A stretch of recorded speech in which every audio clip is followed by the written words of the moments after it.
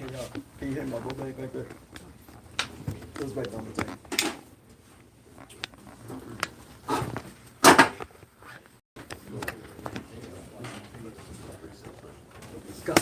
All right, the name of the Sabbath service is Organization of an Army.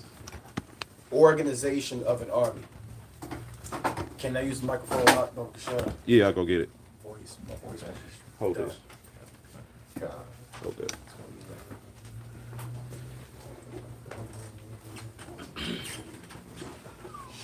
Organization of an Army.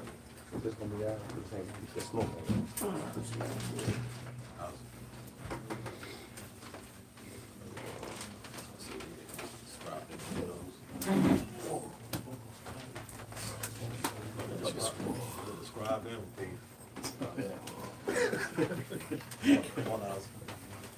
There's a few scribes. Two scribes. Describe them. Yeah, well, Sean, you're describing too. Three scribes. I'm put it aside, you can. Hey, I got your, I told you, I got your, it's gonna be, I got your scribe too. No. Shit. Oh, okay. I'm glad you did that, because I forgot, can't come naked. Yeah.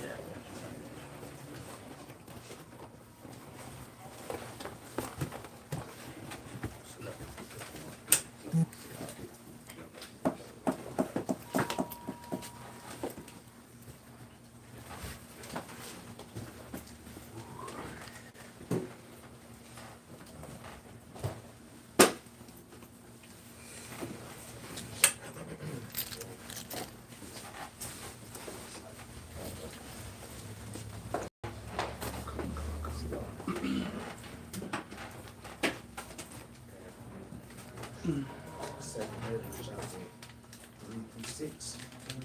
Out of my scriptures. Oh, truck, man. Yes, I got carried mine. I carried mine in a little pocket. Let's say the whole chapter.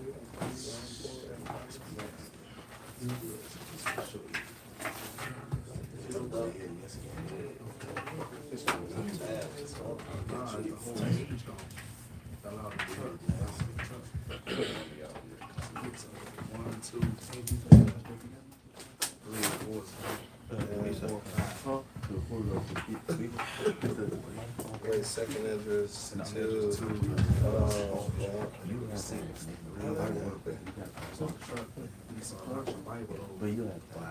and the pages just fell out?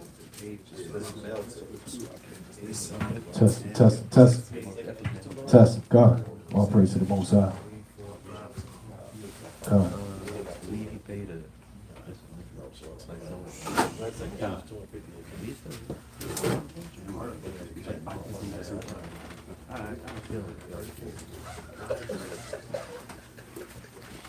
This good out, you good? All right. Ready.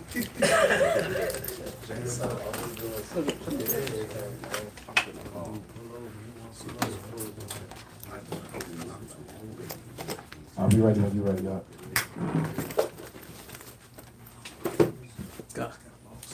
Khan, Shalom, Israel, Shalom, Plasma, Shalom. Shabbat, Shalom to the 12 tribes of Israel. Peace and blessings to the elect of Israel scattered abroad throughout the four corners of the earth. Double honors to the elect elders of the house of David that's been in this truth for decades and decades, patiently waiting and laboring for the second coming of our Lord Yahushua. A hearty, mighty Shalom to all of the mighty men of the Most High God who are out there in the highways and byways, pushing this truth, magnify the ministry, presenting their bodies as a living sacrifice, and enduring all things for the elect's sake. Shalom to those men. Shalom to all of the men that may not be out there on the highways and byways as of yet, but they're working on it. They're getting built up in the spirit. They're praying, they're fasting, they're studying, they're being diligent, and they're abounding in the work of the Lord. Shalom to those men. Shalom to all the out there on the Sabbath, striving for the mastery, moving in the spirit of our righteous foremothers, and enduring all things again for the elect's sake. Shalom to the children coming to this knowledge. Shalom to the ancient men enduring. And shalom to the elect of Israel scattered abroad throughout the four corners of the earth. Shalom. First and foremost, want to give all honor and glory to Yahweh by Shema Mashiach Womadak Yahushua for having us come out here to New Orleans with these brothers to hold camp, confirm their souls in faith, and ultimately confirm their souls to have them to continue and through much tribulation enter into the kingdom of God. Right. Can a brother pull Acts chapter 14 and 22 real fast? It's the book of Acts, chapter 14, and verse number 22. Bring it out. And it reads, confirming the souls of the disciples. Read that again. Confirming the souls of the The disciples. Lord say. Confirming the souls of the disciples. So it's a blessing to be able to travel city to city across the United States of America to confirm the souls of disciples. Manyfold disciples across the globe, and to be able to establish or confirm a brother and exhort them to continue into the faith is a beautiful job, because we got in these last days. Right. If we don't encourage and exhort each other, brothers could faint, right? Brothers could fall out, brothers could lose the spirit. So you want to be able to have set up men to go city to city, evangelize, and exhort the disciples to continue in the faith. Read on. And exhorting them to continue in the faith. It says what? And exhorting them to continue in the You know, faith. to stay at home. And exhorting them to continue in the faith. Read on.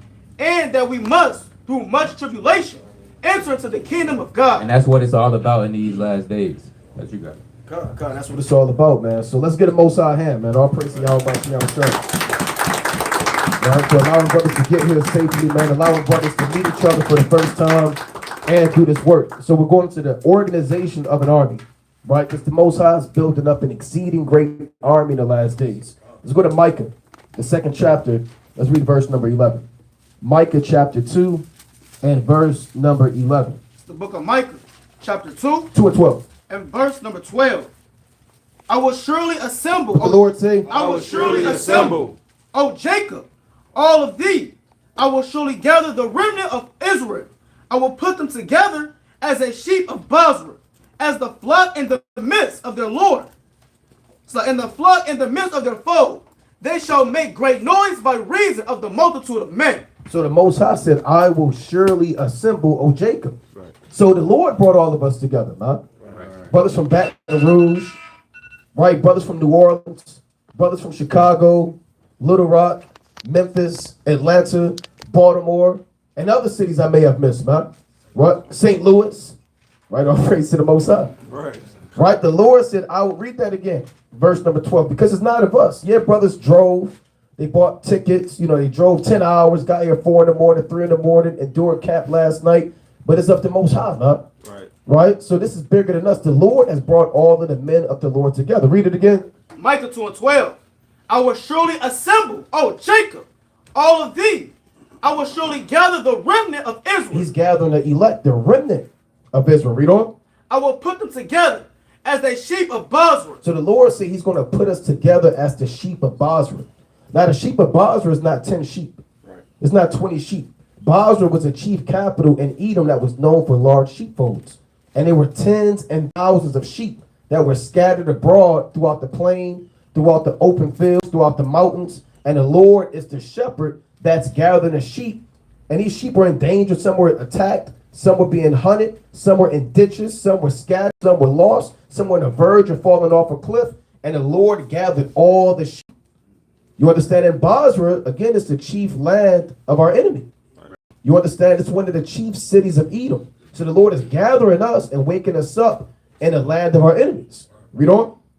As the flock in the midst of their fold, they shall make great noise. Oh, we're going to be quiet. They shall make great Put our noise. hands in our pockets. They shall make great noise by reason of the multitude of men. Read on. The breakers come up before them. They have broken up and have passed through the gate and are gone now by it. So we're marching out. Read on. And their king shall pass before them, and the Lord on the head of them. So this is an army that the Most High is waking up, man. Right? This is an army that the Most High is building up. Every brother tuning in, watching, that's in his truth, whether you want to or be part of it or not, you're part of the army of the Most High, man. Right? You're not an individual.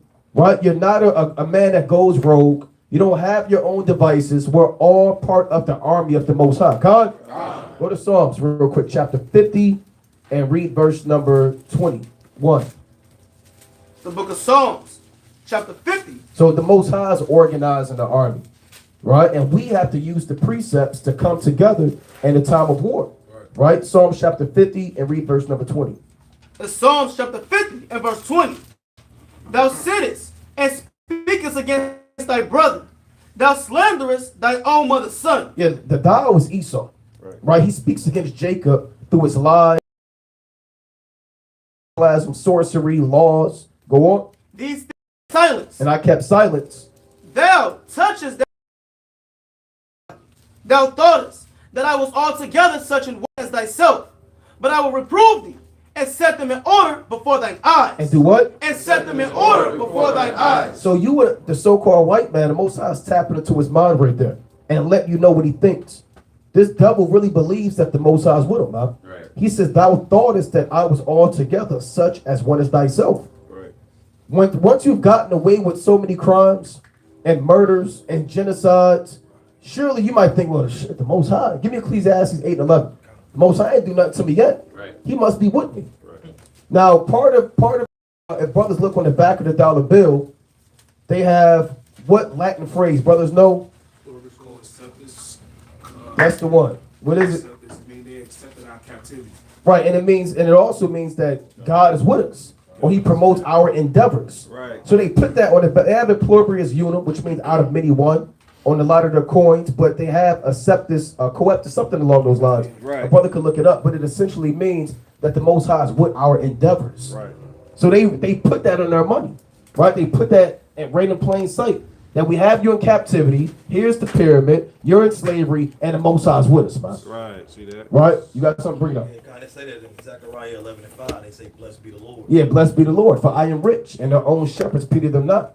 Right? If a brother want to pull that up directly, that Latin motto, you want to pull it up real quick? You got it? You got it.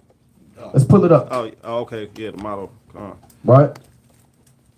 Let me see. If not, a brother could just type it in. Right? Annuit coeptus. Right? Can you pull it up? Annuit coeptus. Right? Whoever got it, bring it out. This is annuit coeptus is a Latin phrase that appears on the back of the United States Great Seal and a $1 reserve note. It translates to God has approved our undertakings, or God has favored our undertaking. Or God is what? Or God has favored our undertaking. So that's in the Bible. Go back to Psalm chapter 50 and 21. Right? You can't make it up, man. Right. God has favored our undertaking. That's like their manifest destiny.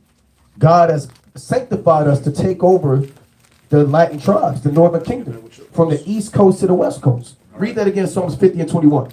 In Psalms chapter 50 and verse 21, these things hast thou done, and I kept silence. Because the Most High didn't judge them yet.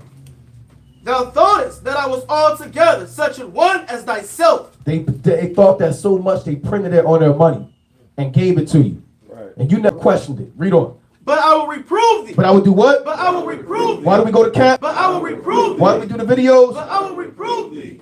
And set them in order before thine eyes. So the Lord is setting us in order before His eyes. Right. Now the eyes of the Most High are what? 10,000 times brighter than the sun. Right. Which are what? The angels. Right? And we're being set in order before the eyes of the Lord and the eyes of the so-called white man. Right. His cameras, his internet, viral videos, TikTok, all of his different platforms where he watches you, even face to face, you're being set in order before his eyes. That monitor and that watch you trying to move in the same spirit as the angels. The Lord is setting us up in order, right? That's why brothers can come together. The spirit of unity is there. The spirit of war is there. The spirit of might is there, because the Most High is setting us all up, God. And brothers come from different backgrounds, different cities, different lifestyles, but it's up to the Most High to set this army up, God. Let's go to the book of Exodus, chapter 13, and read verse number 17, right? We've always been an army, right? Exodus 13 and 17. It's Exodus chapter 13 and verse 17. And it came to pass, when Pharaoh had let the people go, that God led them not through the way of the land of the Philistines, although that was near. For God said, lest peradventure the people repent when they see war, and they return to Egypt. Right? And they did what? And they returned to So Egypt. the Most High didn't give us a shortcut to go to the promised land. Right? He wanted to build us up, prove us, and see if we were worthy enough to go in that land. It didn't take 40 years to go from crossing the Red Sea to the land of Israel. Right. But the Lord deviated us from that path so he could test us and prove us to see if we were going to keep the commandments or no. Right? Tell you that in Deuteronomy the 8th chapter. Read on. But God led the people about through the way of the wilderness of the Red Sea, and the children of Israel went up harnessed. Went up what? But the children of Israel went up harnessed out of the land of Egypt. So we left the land of Egypt harnessed. Here's the word harnessed in the Hebrew. Harnessed. H2571. Hamas. Which means in battle array. In what? In battle array. Array for battle by fives. Armed. And we were armed. Huh? Right. We spoiled the Egyptians and we were armed, man. So we were an army inside of captivity before, man. Right. Don't you know Moses had elders set up over him, man? You read that he had to appear before the elders. Right. In Exodus, the 5th chapter, you read about the officers of the children of Israel, man. So we were always an army, man. Right? The Most High is a man of what? War. Give me Exodus 15:3. It's Exodus. We've always been known as an army, as a host of the Lord, man. Never niggas, YNs. We're the most militant people on the face of the earth, man. God. Don't let an ICBM missile in a tank. That's not an army, man. Those are devices of Satan Right. to commit murder, man. Right. And his own army's divided, man. Right. When you look at a nation of people, Esau's never been an army because they've always been fighting amongst each other, man. God. The Civil War, the World War I, the 100 Years War, World War II. All them European wars prove that the so-called white man has never had a standing army, man. Right. Because the French and the English are still Edomites, and they fight. The Russians and the Americans are still Edomites, and they fight. We're the only people biblically, historically, who has always been an army. God? Right, bring that out, King. Even the Moabites fight amongst each other, man. Right. And the Ammonites fight, man. The Japanese took over the Chinese, man. The Koreans are fighting the Koreans, man. Right. All these nations are divided, man. Right, so read that Exodus 15:3. It's Exodus chapter 15 and verse 3. Yep. Yahweh is a man of war. What the Lord say? Yahweh is a man of war. Yahweh is his name. So the Most High is a man of war, man. The angels are his army in the heavens, and we're his army in the earth, man. Right. So you have to think like a soldier, man. You have to move like a soldier, man. You have to know that a soldier's not in the battle for himself, man. Right. All them soldiers have a common goal, man. Soldiers are about sacrifice, they're about endurance, and they're about being selfless, man. And soldiers know who the enemy is, man. They don't go in the battlefield, who's my enemy, man. Right. And they don't say, here's my enemy, then 5 months later, that's not my enemy anymore. Maybe these aren't my enemies anymore. In the midst of battle, as the battle is peaking up, maybe these aren't my enemies anymore, man. Right? True soldiers know who their enemy is from the start of the battle to the end of the battle. Cut. Right? That's plain, man. Go to 2 Timothy chapter 2 and read number 3. Come, bring it out. Hold on, brother. Got a piece of wood. All right, we go to the classic Ezekiel chapter 37 and 10. So like the brother said, an army is disciplined. They're trained. They're all on one accord. They don't break ranks. Right. I remember a while back when we was in Chicago for the unity camp, you know, the police officers commended us. They said, we love how you guys just move together like an army. That's what he said, right? So these other nations, they see how we move, but this is a part of our ancestral history. Right. This is nothing new underneath the sun. This is in our DNA. It's in our blood. Right. You can bring that up. It's the book of Ezekiel chapter 37 and verse 10. Pick it up. So I prophesied as he commanded me, and the breath came into them, It says what? and the breath came into them. Before this truth, we didn't have no breath into us. We was soulless. We was lost, doing God knows what. We didn't reach our high state of consciousness. We didn't know what was going on. You know, you was selling dime bags. You was doing all type of foolishness. But when the Lord breathed his life into you, which is these laws, statutes, and commandments, it says what? Read on. And they live. And they what? And they live. And true living is when you serving the Most High God. And you can feel it in the spirit. Right. You more alive. Right. Right? You could feel the spirit. Like Paul said in the book of 1 Corinthians, the 7th chapter, he said, hey, I think I had the spirit of God, paraphrasing. So you know when you had the spirit, you know when you live it. Read on. And they lived and stood upon their feet, an exceeding great army. It says what? An exceeding great What army. are we? An exceeding great And army. every brother in here is a part of the Lord's army. Right. All right? And what comes being in that army, like the brother's going into, you got to be disciplined. It's not about you. You got to make sacrifices. right? And you might have to lose a certain soldiers. They might have to lose a damn arm in battle when they go into war, but it's to preserve their soul. Yeah, they might lose an arm or a limb, but guess what? They still come back home.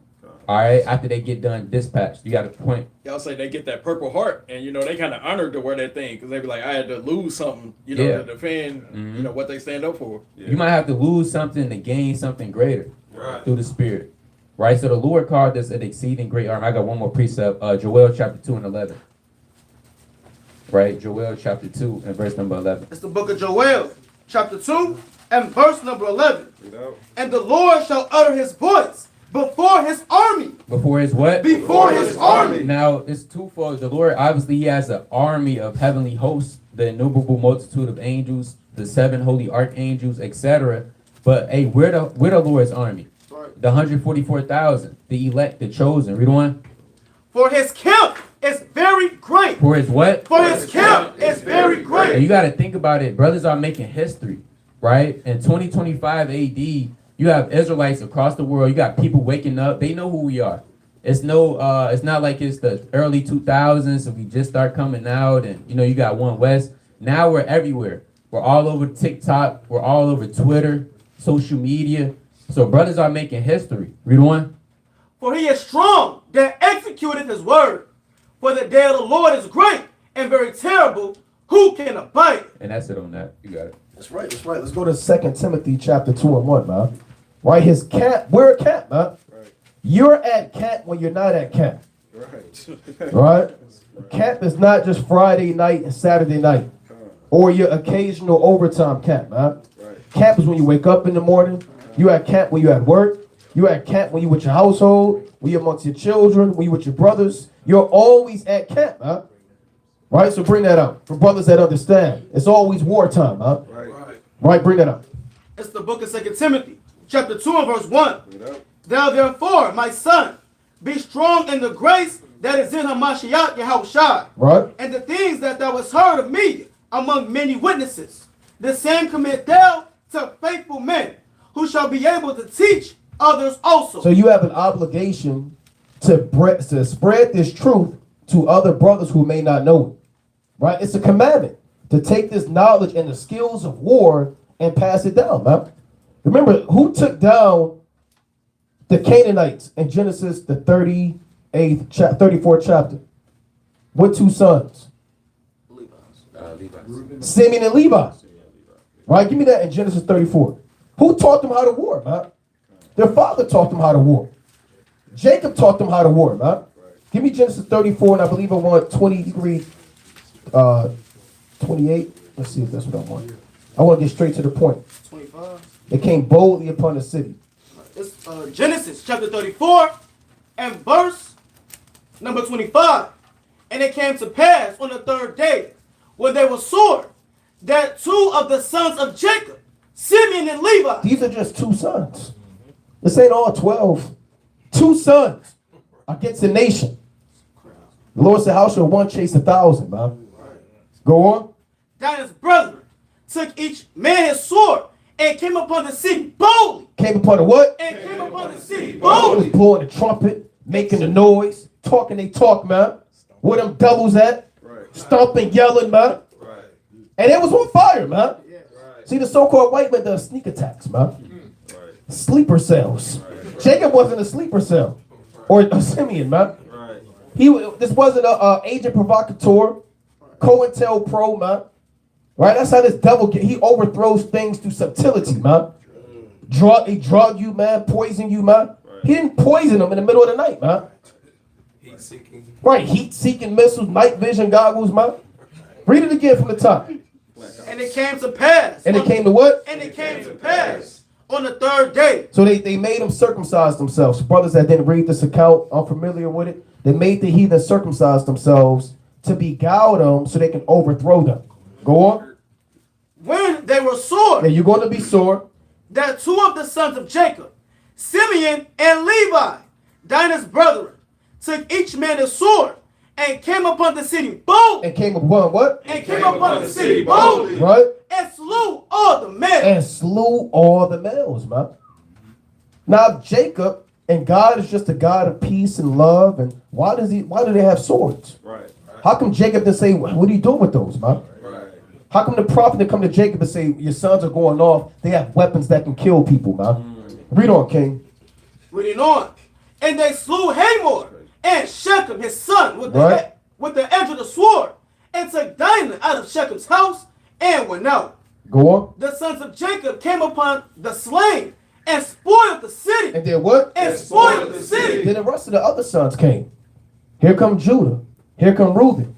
Here come Dan. Here come Issachar. Right? Go on. Because they had defiled their sister. Read. They took their sheep and their oxen and their asses, that which was in the city and that which was in the field. So they took every damn thing, man. Right. You want to take one of mine, I'm taking all of yours, man. Right? That's how we get back, man. That's what the sons of Jacob are about, man. Right. Go to Genesis chapter 48, right, and verse 22. So we've always been an army, man. Right. Remember, Abraham had an army. He had 318 trains. They weren't Minutemen, right, or guys for hire. It wasn't a tip service, right? Randstad and all these damn tip services they got, man. You said what? Elite staffing, man. You know, these were trained men. Who trained them? Abraham trained them. Right, bring that up. It's Genesis chapter 48 and verse 22. Moreover, I have given to thee one portion above thy brethren, which I took out of the hand of the Amorite with my sword and with my bow. So Jacob had his own sword. He had his own bow, man. There are things that Jacob did that we may not really know about, man. Jacob had a sword. That means Isaac had a sword. Abraham has swords. Like the brother said, it's in your spirit to be a soldier, man. That's why we the best boxers. We the best fighters. We the best warriors. We the best UFC people, man. Now that's all carnal. But we're the best spiritually as well, man. Right? When we come together, we're unstoppable, man. When we're at camp, even at camp doing the work, they can't touch us, man.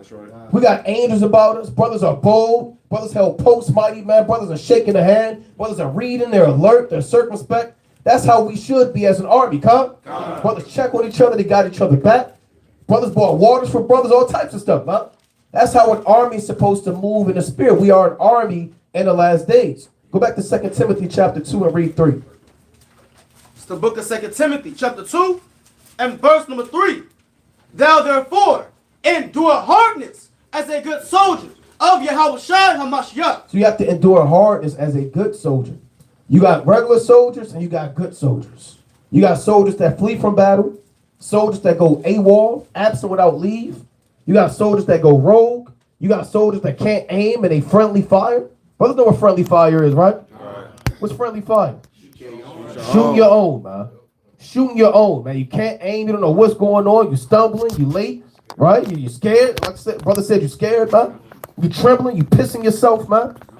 You throw the grenade. You forgot to throw it. And you tripped. It blew up somebody, man. Right? The air raid sirens going off. You're getting the crust out of your eyes. You got a lot of soldiers, man. But you don't have a lot of good soldiers. The Lord said endure hardness as a good soldier. Read on, King. Verse 4. And so it said endure hardness. Even in battle, you got casualties of war, man. You got people that might get their brains blown out right next to you, man. You can't sit there and bury that guy. You can't hold a funeral and burn spices, man. You got to keep it moving, man. You might look, get his brains blown out, he's done, man. You got to keep marching toward the objective, man. You got to get to the landing zone. You got to get picked up, man. You got to take the tower down. Brothers fall out the truth, man. You can't fall out the truth because another brother fell out the truth. See that? And you might check on the brother how you, but you got to keep it moving, man. You know how many brothers we done seen fall out, man? Come and go, man. If we took our foot off the gas for every brother that fall out the truth, we would have no more fuel, man. And we'll be stuck too, man, and stranded. Right, waiting for somebody to pick us up, man. So enduring hardness is also knowing you're going to have to deal with the casualties of war, man. And everybody's not going to make it, man. That's why you have, when you look at war, they have who the belligerents are, right? Meaning who's the opposing forces. And they're always going to how many people died in the battle. Here's how many people were lost. They study that, man. Here's how many people died in World War II. Here's how many people died in World War III. Here's the casualties of war. They go into that, man, because it's expected that death is going to come by war, man. But you have to endure hardness. You have to be focused, man. You can't be thinking about your woman in the midst of war, man. Here you are reading at camp, bringing out the brother said, give me the book of Genesis, the 32nd chapter, verse 28, and you're wondering about what is your woman wearing? Right? What is she cooking? Right? Oh, man, I need to really eat, man. Oh, I'm so hungry. What could I eat? Do I want McDonald's? Well, I had McDonald's last time. But if I get these, they wrap it in aluminum foil, but they kind of preserve it. It did say fresh, never. You can't be doing that, man. Worried about if it's fresh, never frozen, man. Get the precept and read it mighty, man. Right. You got to be tapped in. Right. You got something real quick? Bring it up. Yeah, it says, how does seeing a dead body affect you? Like the brother said, in the army, for men that go to war, you see a lot of stuff. A lot of people, shell shock. A lot of people, they don't come back the same. Right. I know a brother, he was in a Milwaukee camp, he was in the army, and he said he couldn't sleep at night. All right. Demons was hunting him, etc. So it says, how does seeing a dead body, what does it does to you? It says seeing a dead body could cause a range of emotional and psychological effects, including shock, sadness, and anxiety. It says, which are often normal reactions to a traumatic or abnormal event. See that? It says this experience could lead to longer-term issues like post-traumatic stress disorder, PTSD. Yep. So on the spiritual level, you're going to see a lot of things. You're going to see, hey, this might be a brother you love to death. Now he's not in this thing no more. He committed fornication. All right, or he shot somebody and killed somebody. Now he's locked up, right? It was a scenario. Brother got locked up, man, and that brother would never get out. So you might see that, and you might go into a shock, be like, "What the hell?" Especially you just coming into the truth, right? You come into the truth, you think all brothers are on one accord. We supposed to all love each other. Now you see brothers camp bashing, right? Saying I hate you, I'll fight you, and you might go into shock and be like, "What the hell did I get myself into?" But like the brother said, whatever you see, you got to still continue to endure. Because you're going to see a lot of things. You might see a dead body over here. You might see something going on right here. You might see an act of adultery over here. And you might find that your woman commit adultery. That's going to mess you up, man. Bug you out. Right? That'll really bug you out. It might hurt. Get a heartbreak. But guess what? You got to continue to endure.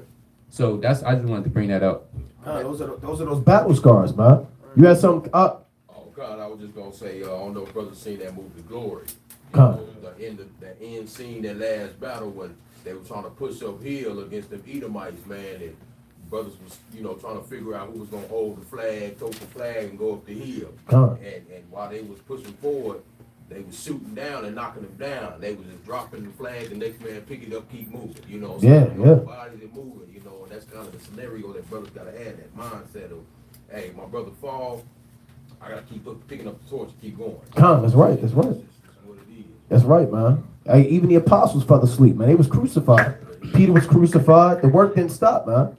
Andrew was crucified. The work didn't stop. They were beaten and tortured, and the work didn't stop, man. Hey, when Judas Maccabees got killed, does the book of 2nd and 1st Maccabees, is it over with? Okay, it's over at the end. No, man. Next man up, man. Jonathan's up, man. When Mattathias died and fell asleep, Judas was there. Then Jonathan, and then Simon said, look, it's just me, man. And I need y'all with me, man. And it says the spirit, he said, I'm left alone, man. He said, the war is me and my brother's fought, man. Let me get that real quick in 1st Maccabees, chapter 13, and read verse number 7. Actually, you can read 3. 1st Maccabees, chapter 13, and verse number 3. And gave them exhortation. Read 1. Verse 1. Now when Simon heard that Tryphon had gathered together a great host to invade the land of Judea and destroy it. So the enemy's coming in, right? Simon heard about it. Go on. And he's looking to take advantage because Jonathan is dead. Their leader's gone.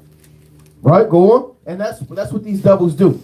They'll destroy your leaders, your priests, your warriors. They'll get them sell out. They'll get them to sell out, make them wear a dress, right? Kill them, murder them, assassinate them. Then they'll come and invade you. But let's see what mentality was, because that's where we're at right now. Right. That's where we're at right now. We have no leaders. The gates of Judah languish. Let's see what Simon's mentality was. Go on. And saw that the people was in great trembling and fear. So he was worried about himself. And saw that the people was in great trembling and fear. He looked at the people, man. He looked at their faces, man. He was checking what they say, checking the temperature, man. How discouraged they were, how worried they were, man. He didn't do an interview and a sit down with the millions of Israelites and do a survey. How do you feel right now? No, he saw it in the spirit. Read on. He went up to Jerusalem and gathered together the people. He gathered the people together. Read on. And gathered the people together and gave them exhortation, saying, Yea, yourselves know what great things I and my brethren and my father's house have done for the laws and for the sanctuary. The battles also and the troubles which we have seen. The battles also and the troubles which we have seen, man. And brothers been through in intense situations, man. Some stuff brothers may not even know about you been through, man. And your own mind, certain demons you overcame when you first came into truth, stuff you're still fighting to this day, man. Right? We was talking about even in St. Louis, the demons pulling swords out, sorcery, guns pulled out on brothers, knives and threats and all matter of wickedness, man. The battles and troubles that men have seen. Read on. By reason whereof all my brethren are slain for Israel's sake, and I am left alone. And I am what? And I am left alone. That's tough, man. Your brother's killed, man. These is blood brothers, man. His father's dead. Right? He's left alone. And Simon wasn't called when Mattathias gave the lots to the sons. Did he tell Simon he's going to be the mightiest warrior? He said he's going to be a counselor.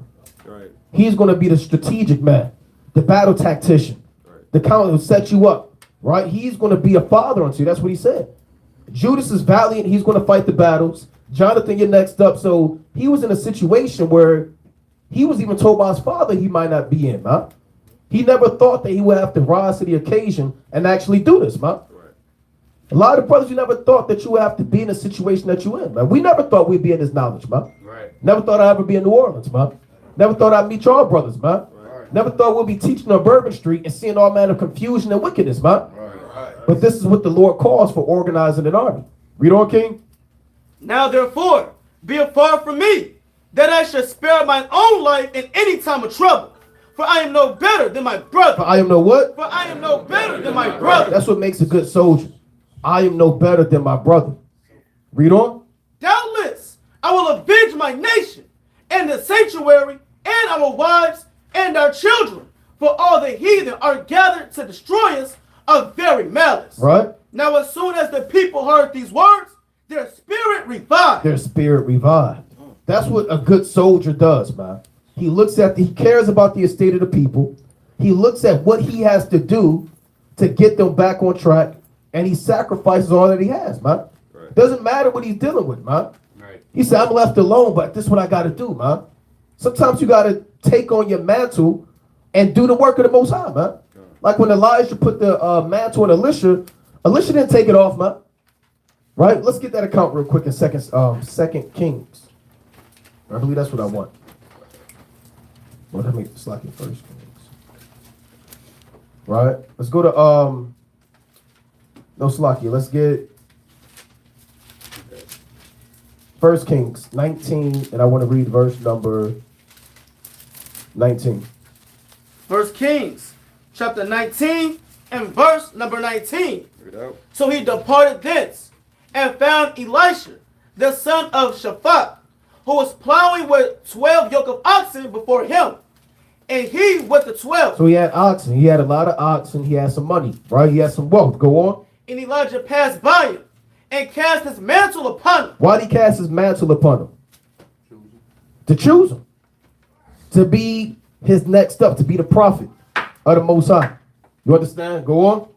And he left the oxen. No, he figured out what's going on. And he left the oxen. He took it off. And he left the oxen. And he left his oxen, man. Hey, oxen bring wealth, man. They bring riches. The Lord said, where no oxen is, the crib is clean. But much strength cometh by the ox, paraphrasing. Right. So you get a lot of strength and wealth from the oxen. And he left it all. Go on. And ran after Elijah. And then what? And ran after Elijah. He walked and looked confounded. And ran after Elijah. Sometimes you got to take that mantle and run, man. Right. That's what soldiers do, man. Read. And said, let me, I pray thee, kiss my father and my mother, and then I will follow thee. And he said unto him, Go back again, for what have I done to thee? Why did Elijah say, for what have I done unto thee?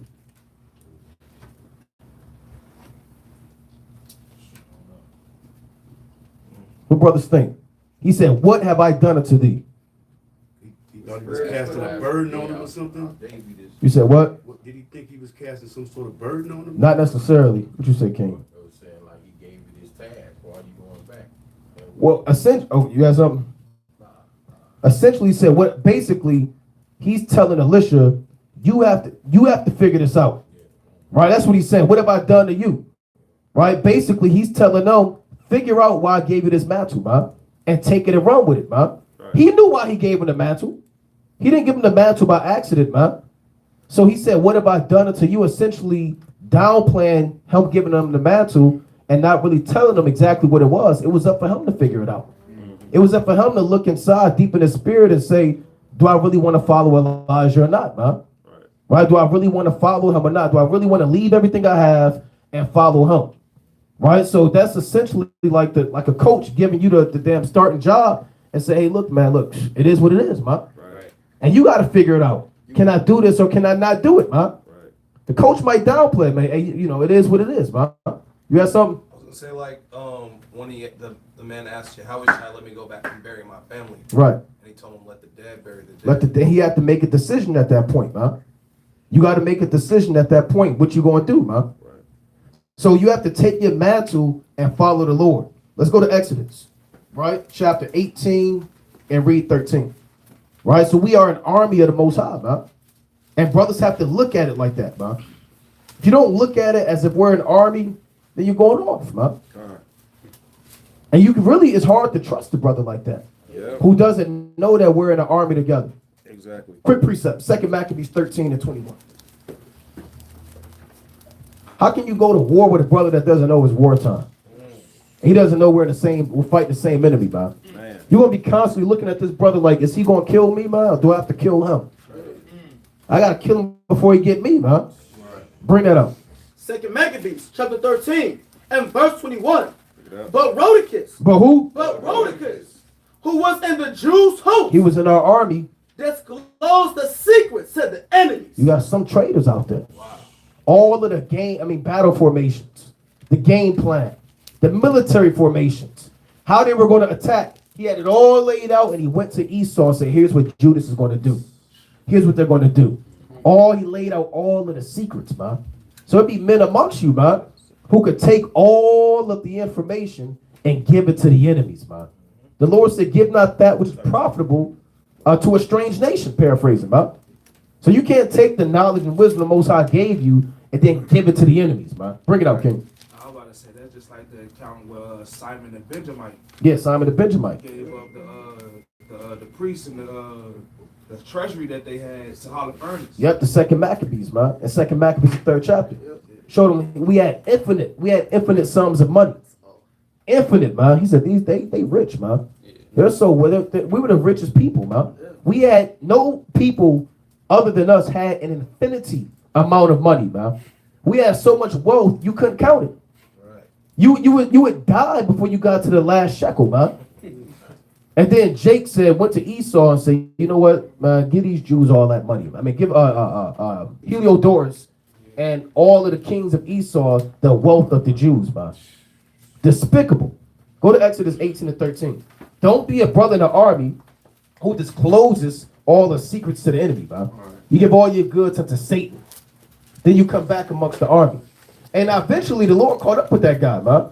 And read on the 2 Maccabees real quick. Let's see what happened to Rhodicus after he disclosed the secrets to the enemies.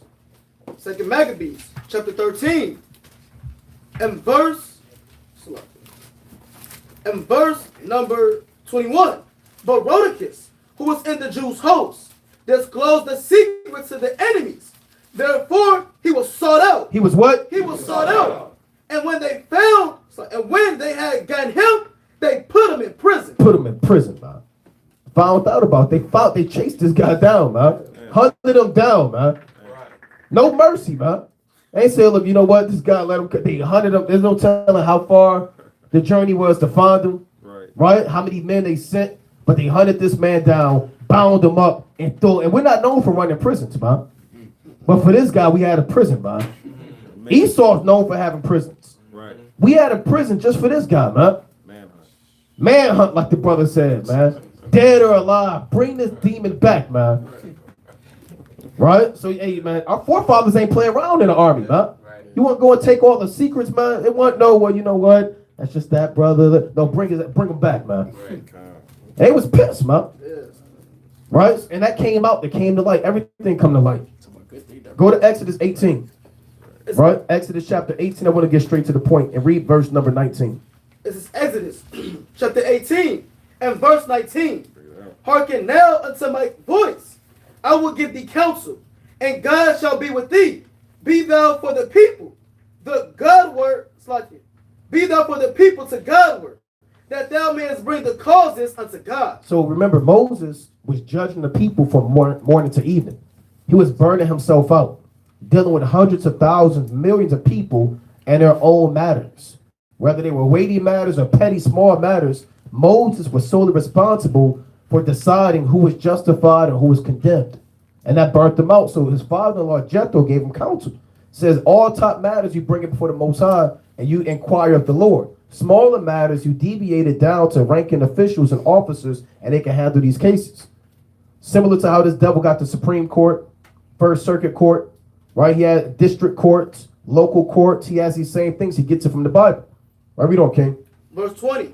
And thou shalt teach them ordinances and laws, and thou shalt shew them the way wherein they must walk, and the work that they must do. Right. Moreover, thou shalt provide out all the people able men. Now, these are the qualifications of a soldier.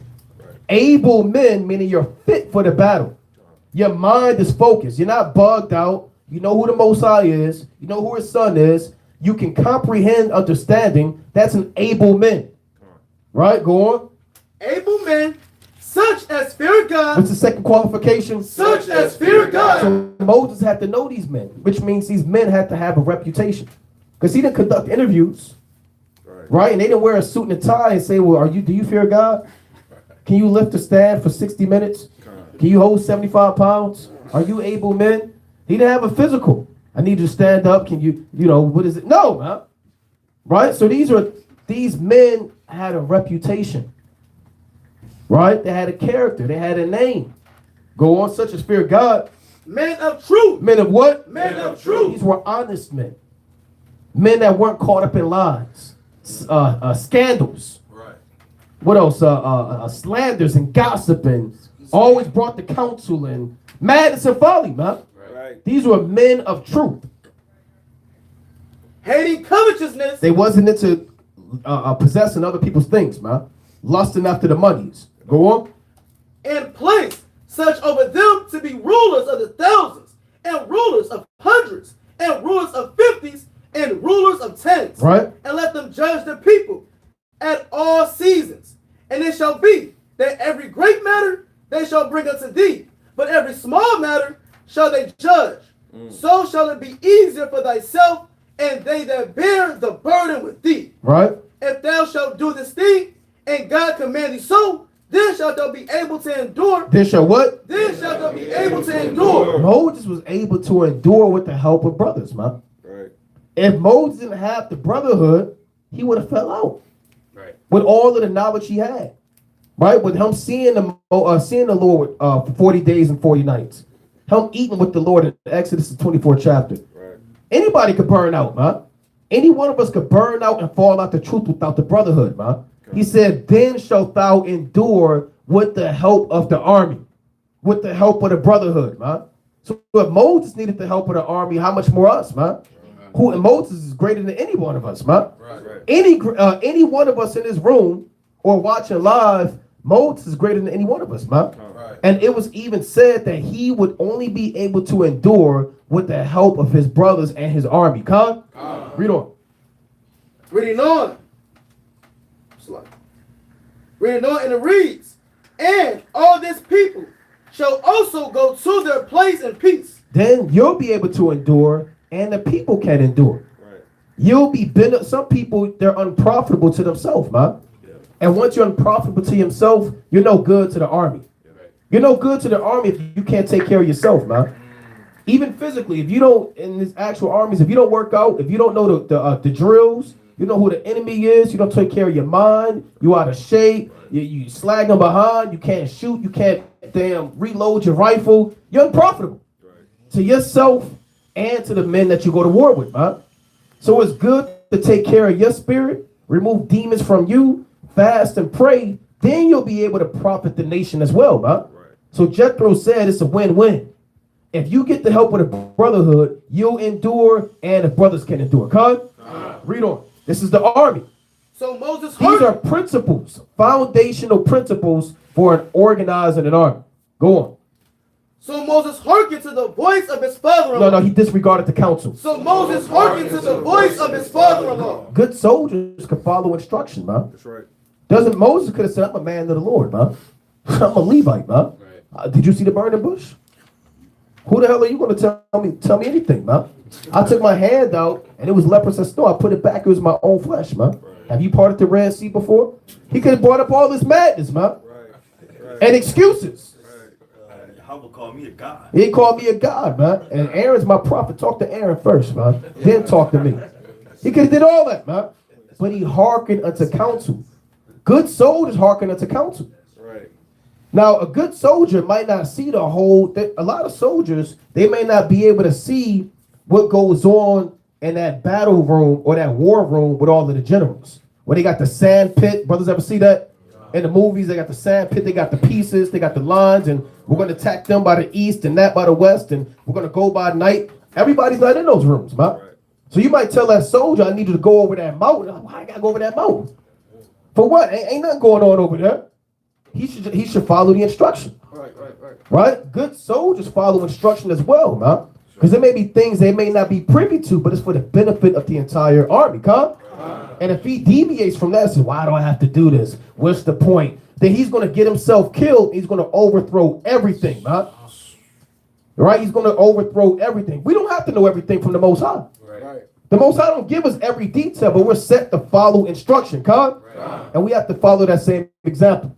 Right? So read that part again, King. And Moses did what? So Moses hearkened to the voice of his father-in-law and did all that he said. Right? And Moses chose able men out of all Israel and made them heads over the people, rulers of thousands, rulers of hundreds, rulers of 50s, and rulers of 10s. That's an organized army. For every 10 men, you got a brother over them. Every 50 men, you got a man over them. Every 100 men, you got a man over them. Every 1,000 men. No, organized that is, man. And brothers have to know who these men are. Look, you're part of the 1,000. Right? You're part of the 50.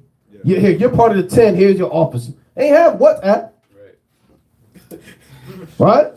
They didn't have Chat GPT. They have the internet, man, and AI. You have to be focused, man. And you have to listen. And you have to be attentive, man. Right? They couldn't let me just record, Moses. Go ahead and say this. Let me record it so I can go back and watch it when I get back to my tent with my wife.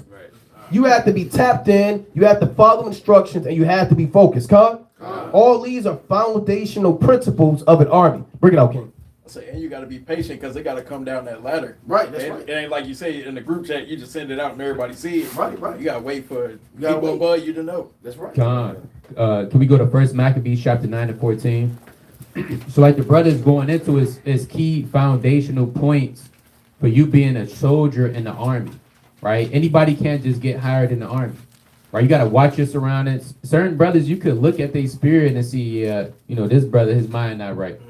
Certain brothers, they good at hiding it for a season, right? Like off that movie, In Too Deep, right? He was good at hiding it, kind of blended in, right? But eventually, everything is going to come to the light.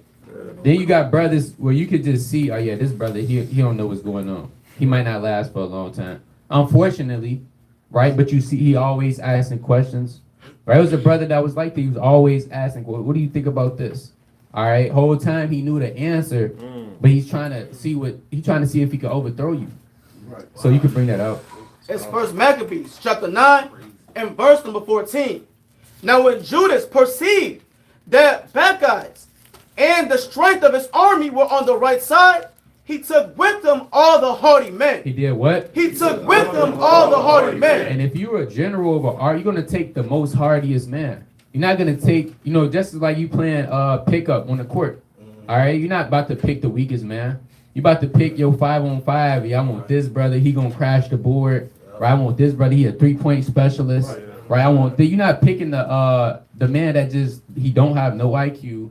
Right, he just dribble the ball. He don't pass. Yeah, he just don't know what's going on. You got a point? Yeah, quick point. You got a lot of brothers who may not have those skills, but you're gonna pick them because they're gonna do anything. They're gonna do what it takes, man. They're gonna scrap on the floor. They're gonna dive for the ball. They're gonna dive out of bounds. They might punch a guy. I need to go foul that guy when he go up in the air. He may not be the best 3-point shooter, but he gonna do what it takes, man. I just want to make that point too. I got one more, King Slock here. Here's the definition of hardy to go to ties on my point. Robust, capable of enduring difficult situations. That's the spirit. You want to have a brother with you that's capable of enduring all things, man. Right. Yeah, I'm with this brother. Look, he gonna go through it. I know he going through it. He going through it with his household. He might be going through it financially, but I know at the end of the day, he's still gonna show up to count. I know this brother still gonna put arms into the treasury. I know if I call this brother, he's still gonna answer. I know if I need him, hey, pull up on me, he's still gonna pull up. You need men that's capable around you of enduring difficult conditions. That's right. Because it's going to get tough in this truth. It's not a cakewalk. And we don't know how long we're going to be here till Yahushua returns. You might be in this truth 20 years before the Lord returns. It might be 30 years. It might be 40. God forbid, it might be 40 years. But you got to still, it's going to be a long path. You got to see if you built for that walk. Is it more than that? Verse 15. Who discomfited the right wing and pursued them unto the Mount Azotus. But when they had left the wing, saw that like it. But when they of the left wing saw that they of the right wing were comforted, they followed upon Judas and those that were with them hard at the heels from behind. That's it on that. Go to Nehemiah chapter 7 and 2 real fast. So you have hardy men. You have men that fears God. Men that take orders, like it said in Moses, like in the book of Exodus with Moses. All right, you got rulers over hundreds and rulers over 50s and 10s. Right, you'll bring that out. It's Nehemiah chapter 7 and verse number 2. That I gave my brother Hananiah and Hananiah, the ruler of the palace, charge over Jerusalem, for he was a faithful man. For he was a what? For he was a faithful man. So you got hardy men, right? You have men that hate covetousness. You got men that fear God, men of truth, and you got faithful men. You could look at a brother and tell if he's faithful or not. Like the brother was going into it. If a brother's not faithful to himself, what makes you think he's gonna be faithful to you? The brother, he getting up late. All right, he barely got a job, but he barely working. You asking him, brother, is you working? And yeah, I'm trying to get there through the Spirit, right? He dragging his feet to count. He always has a 50 million different excuses. You having mercy with him, but if a man is not faithful in his personal life, he can't be faithful to you. Right. It's just facts. That's like you courting a woman, you courting a sister. If she don't know how to take care of herself, brother, she not gonna take care of you. Right. If she never had a father figure to love, what makes you think she gonna love you? Right? So you got to look at these characteristics. Okay, is this brother faithful? Is he a liar? Is he honest? Is he this, that, and the third? Right. Or else you going to get dealt with a traitor. Got one more precept. 2 Maccabees chapter 4 and 1. Right? 2 Maccabees chapter 4 and 1. So with the discernment of the Most High, you could be able to spot these different characteristics. In 2 Maccabees chapter 4 and verse 1. This Simon now, of whom we spake afore, having been a berayer of the money and of his country, slandered Onias as if he had terrified Heliodorus and had been the worker of these evils. See, this man slandered Onias, man. Whole time he was the worker of these evils. Read on. Thus was the bold, thus was he bold to call him a traitor. Read that again. Thus was he bold to call him a traitor. You have certain men, they traitors. It is what it is. That woman, she might be a traitor. That man, she might be a traitor. Your mom might be a traitor, right? Your brother, he might be a traitor. Cousin, uncle, whatever the case may be. Right. And your children might be a traitor. God forbid. But you got to accept people for who they are. All All right, you can't have this spirit of, well, they got potential and, you know, man, they got good character. No, what they showing you right now is either if they got potential, they would tap into that, right? They will put that potential to the work. The people will always show you who they are, and you got to accept people for who they are, not for who they can be. Because realistically, everybody could be great if they put their mind to it. Every brother could be diligent. Every brother could be on fire. Every sister could be shamefast. Right. Every sister could be discreet. But you got the ones that do it, and you got the ones that don't. So it says, thus was he bold to call him a traitor. Read on. Thus was he bold to call him a traitor, that had deserved the well of the city, and tendered his own nation, and was so zealous of the laws. But when their hatred went so far, when they what? When their hatred went so far, Read on. that by one of Simon's functions, murders were committed. See, it says what? Murders were committed. Hey, when you're a traitor, you ultimately hate your brother. All right? Which, if you hate your brother, the Lord called you a murderer. Right. So this stuff get deep. What you got to do? That's right, man. You want to be a good soldier, man. Let's go to 1 Chronicles, chapter 12, and read verse number 1. Right? Now, we're going to read this real quick. We're not going to read the whole chapter, but 1 Chronicles, chapter 12 and 1. It's 1 Chronicles, chapter 12 and verse 1. Now these are they that came to David to Ziklag, while he had kept himself close because of Saul the son of Kish. And they were among the mighty men. And they were what? And they were among the mighty men. Helpers of war. They were what? Helpers of war. They were helpers of the war, man.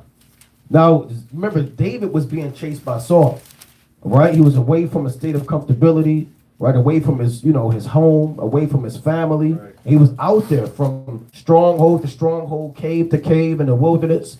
And you had men that came to help David in his lower state, man. These were helpers of the war. Go on. And they were armed with bows. And they were what? And they were armed with bows. And they could use both the right hand and the left, and hurling stones and shooting arrows out of the bows, even of Saul's brethren of Benjamin. So these men was on fire, man. Right. They was what they call that ambidextrous, man. Right. Left hand and right hand. Jake is only ambidextrous dribbling the basketball. Right. They can go left, or he can really go left.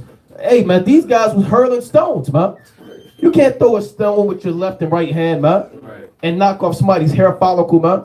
And Judges, it says they could cast a stone at a hairbreadth, man. They can aim at one hair on your beard and knock that off and not touch any hair, man. That's how on fire they was, man. These are the men that came to help David in the war, right? And that was their trait. The men of Benjamin were known for accuracy, man. All right, let me get that in Judges real quick. See if I can find it, just to link up with that. Let's go to Judges chapter... Come on, let's bring it up. Come on. Chapter 20 and 15. It's the book of Judges. Yep, 20 and 15. It's the book of Judges, chapter 20 and verse number 15. And the children of Benjamin were numbered at that time out of the cities, 26,000 men that drew sword beside the inhabitants of Gibeon, which were numbered 700 chosen men. 700 chosen men, read. Among all the people, there were 700 chosen men, left-handed. Left what? Left-handed. Every one could sling stones at an hairbreadth and not miss. No, they miss sometimes. And not miss. 5 out of 10. And not miss. They never miss, man. They never missed. There's no account of them ever missing, man. They would have said it. They don't.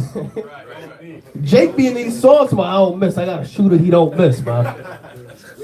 Right? The brother brought up In Too Deep, man. And the dude, he used to give me the ooh-wop. He was missing and, and all that, man. And these guys ain't miss, man. These the men that helped out David. Imagine you got a brother that just don't miss, man. He always on point, man. He always shoot the kill, and he always get it done, man. Bring it up. I got a quick point. I used to watch the Negro League baseball. There's cats, Negro Leagues, they'll pitch 5 innings with one with the right hand, and the last 4 innings with the left hand. Damn. See that? Esau ain't doing that, man. Right? They're not doing that, man. Bring it up. I just looked it up. Hair breaded is a quarter inch, or 1/4 of an inch. Damn. 1/4 of an inch, man. That's about this much. Yeah, that's small. Because an inch, they say, is like, one part of your thumb, so that's that much, man. Yeah. left hand and right hand, and they don't miss. That's their skill set. Between the menorahs. Right there, man. And it don't say how far they was. They could have been 100 yards, 50 yards. You know? Bring that up. Go back to 1 Chronicles 12. So the point is, these are the skilled men that helped David in the war, huh? And another part is, this was a gift for the children of Benjamin. This wasn't a gift for everybody, but this was the gift that they used to build up the army, right, in the war. So go back to 1 Chronicles 12. Let's read on. 1 Chronicles chapter 12 and verse number 3. The chief was Ahazor, then Joash, the sons of Shema, the Gibeathite, and Jezael, and Pelet, the sons of Azamazet, and Barak, Akab, and Jehu, the Anothite, Right? and Ismaiah, the Gibeonite, a mighty man among the 30. A what? A mighty man among the 30. He was a mighty man amongst the 30. Go on.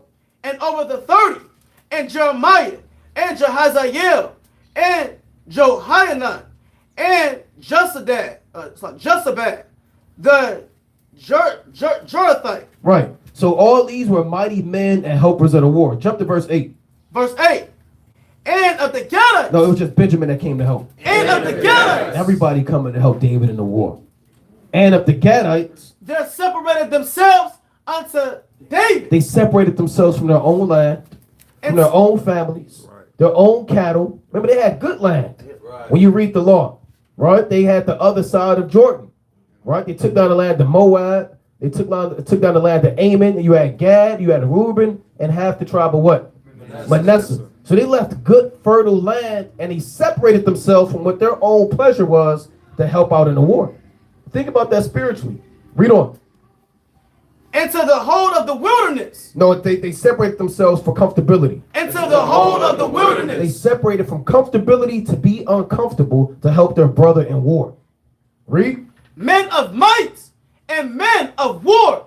Fit for the battle. Fit for the what? Fit for the battle. They were fit for the battle, man. Some brothers are just fit for the battle, man.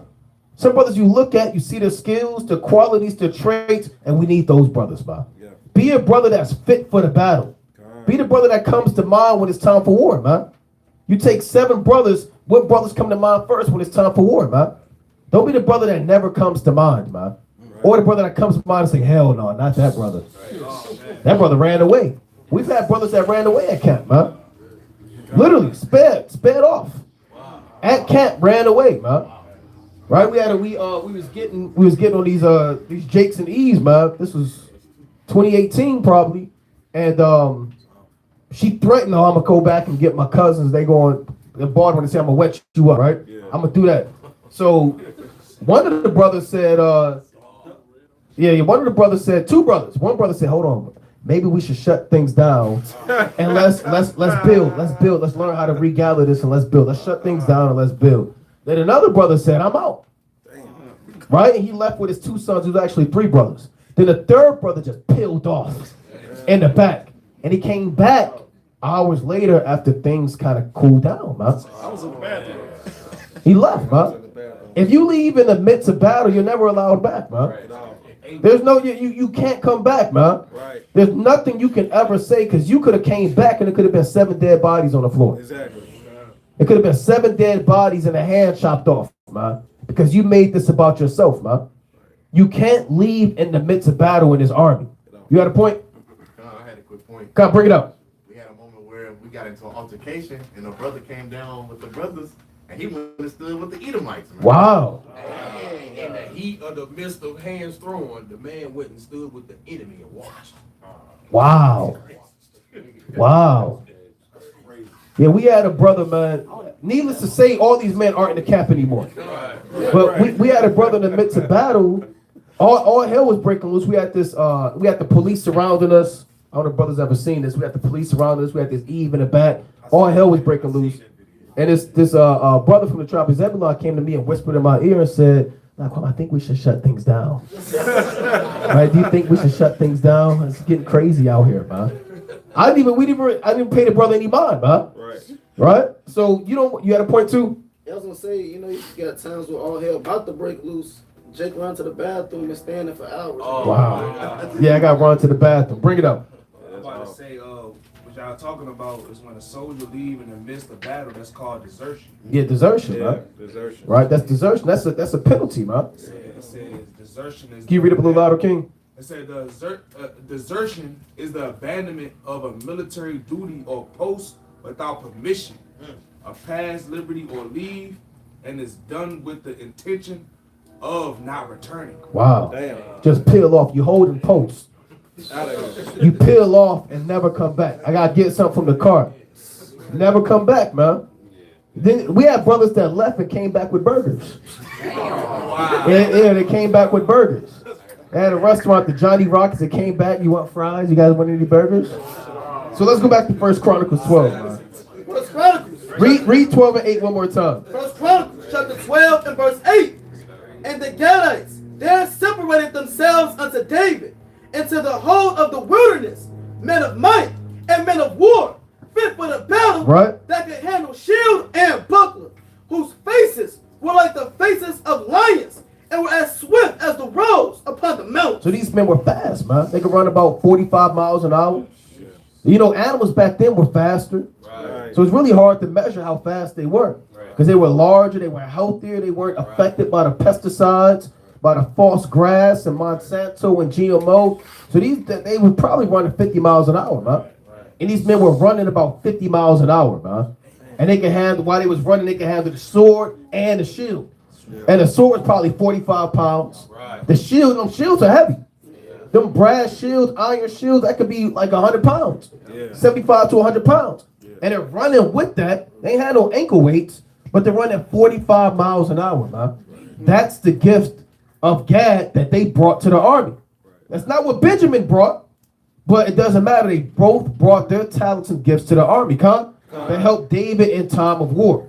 Let's read on. Go to verse 21. So this is a whole beautiful chapter. You read about all of the tribes and the talents and skills that they have to help David out in the army. Jump to 1 Chronicles 12 and 21. 1 Chronicles 12 and 21. And they helped David. And they did what? And they helped David against the band of the rovers. For they were almighty men of valor and were captains in the host. So all these men was mighty, man. David rode with mighty men. David rode with true hitters, man. Yeah, it did. Benaniah, man. Abishai said, I'll chop his head off, man. I won't do it again. I won't hit it twice, man. Let me stab him. Let me thrust him through, man. You gonna let him throw these stones at you? Let me knock his head off, man. Yeah. David had to tell these men to chill out. And David killed this tens of thousands. Right. He was rolling with men. Hey, man, there's no telling what these men was doing, man. They was fighting dudes with 6 fingers and 6 toes and 13 feet, man. And these the men that David rode with, man. Yeah, they was going to slide on Saul. They was going to kill him in his sleep, man. Go ahead, chop his head off, man. David had to tell him, look, chill out, man. That's the Lord's anointed, man. Right. Like, yeah, all right. So David rode with top men, man. And these are mighty men. We're reading this because we want to be like these men. Right. And we're an army, right. And we're reading about the skills and talents that they had. And they brought that to help David. You've been in this army. Every army has different sub-factions and organizations. You even have an IT part of the army. They deal with the walkie-talkies, the satellites. They deal with the air traffic control of the helicopters and the jets. You have the people that work in the medical field in the army, right? They bring out the mobile EMTs. They help people out, relieve them in battle. You have all these parts of the army. The army is not full of just snipers, man. But you do have snipers. You have infantrymen. You have demolition men. You got a bomb squad, man. They had a movie about, I can't think of the name of the movie, but they had a movie about, was that Jarhead? I think Jarhead. It was a military movie. But it was about a dude in the bomb squad, man. Yeah. And they would go and look at all of the mines that they were planting out in the desert, and they had to defuse the bombs. That was the demolition man? Oh, Hurt Locker. That's what it is. The one, Hurt Locker. Oh, yeah, the demolition man. They were known for that, man. So all of them brought skills, and they were trained to help out the army, huh? That's what the so-called white man. His armies are for wars, man, and violence and lust. Right. Our army is for righteousness and immortality, God. So think about the skills and talents you have, and ask yourself, what are you bringing to the army, man? Right. What do you bring to the table? Or do you bring nothing to the table? You got your head in the clouds, and you just wait for something to happen, man. So read on to 1 Chronicles 12. Read 12 and 22. Verse 22. For at that time, day by day. Day by what? Day by day. There came to David to help him until it was a great host like the host of God. So how many angels are in the third heaven? Go to Job 25 and read 3. So his army was like the army of God. Job 25 and 3. Job 25 and 3. Is there any number of his armies? So we don't know. You can't count how many angels there are.